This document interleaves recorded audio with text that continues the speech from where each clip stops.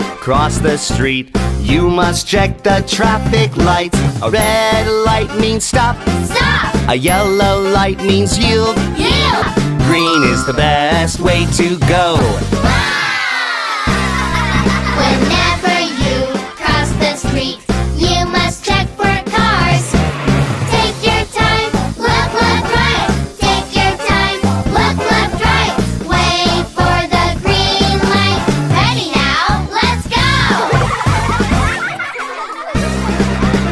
Yeah! Hello everyone!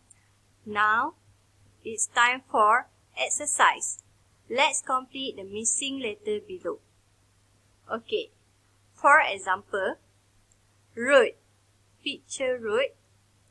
There are two missing letters. Let's spell together. R-O-A-D. Road. Do you get it? Okay, that's good. Try to do it together with your parents. That's all for today. Good luck. Bye-bye and take care.